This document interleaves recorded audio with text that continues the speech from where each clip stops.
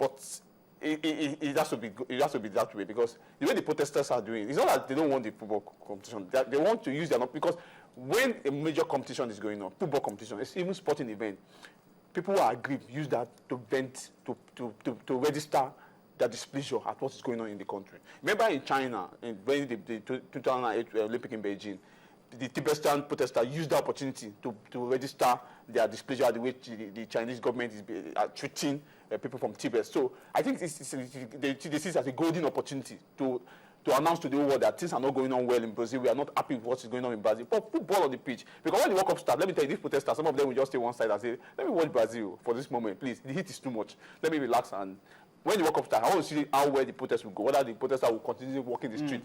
Whether when Brazil wins, I people hear a noise from the viewing centers or from the bars that the Brazilians have won their first game. I wonder what the protesters will be doing. You buy that argument as well, but the Brazilians are not starved of high-quality football. For them to be protesting at this time, it could be a lot more. It's not actually new. Than the ordinary. We saw the same during the Confederations Cup last year, which is actually a dress rehearsal for the World Cup. The protests have continued 15 days to the World Cup. I'm sure that is worrying for the organizers and for FIFA as well. But I believe that once the World Cup starts, like Dumnodi said, everything will return to normal. I believe so. There might be pockets of protest here and there during the World Cup proper, but it shouldn't be much trouble, really. It shouldn't be something of much concern. All right, let me see if I can read a few of your comments on Twitter. Interesting stuff coming through from that game. A stray ball into the crowd was held back by Nigerians who failed to release it, and people are saying Nigerians are at it again. But then it's all good.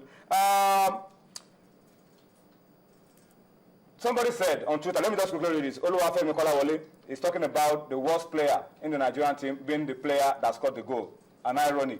That's interesting one for Michael Uchebo. Before the goal came, I mean, that's what Oluwafemi Kolawole friendly game. Before that goal came. I think it was all nerves, because all those players on the pitch know that it's win or bust.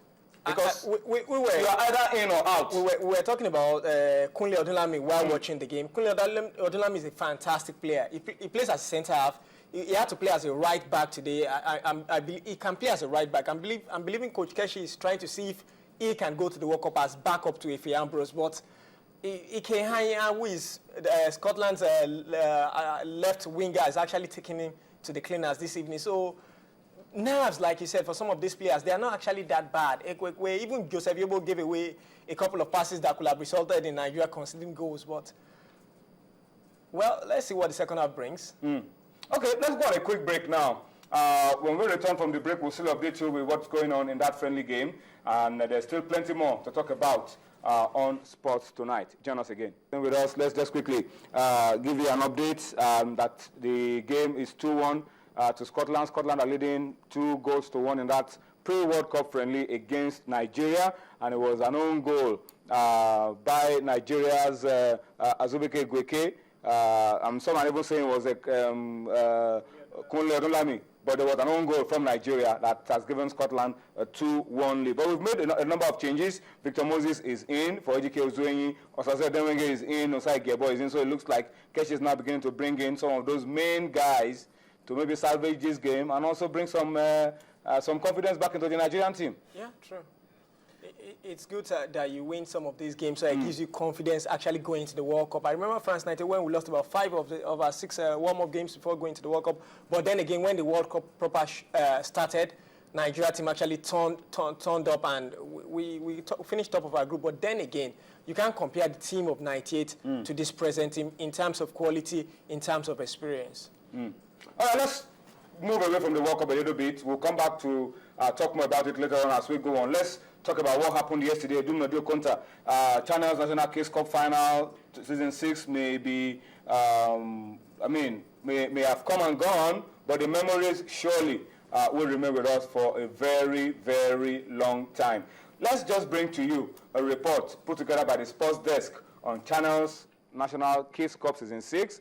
We'll take that report. We'll come back. Dumnodio will say a few things about the season 6 of the Channels National Kids Cup, and then, of course, we will continue to update you with results, updates from that game between Nigeria and Scotland, and of course talk about the Globe Premier League midweek matches played today. Football, I must say, and here's the governor with a ceremonial kick. Set for the executive kickoff. Come on. Governor Babatunde Fashola of Lagos State kicking off the final between Toyibat Primary School and Ebutemeta Primary School. Very best referee whistle we expect. And that is it, the kickoff here by Ebutemeta Primary School, playing from the right to the left of your screen, as Toyibat Primary School are playing from the left to the right.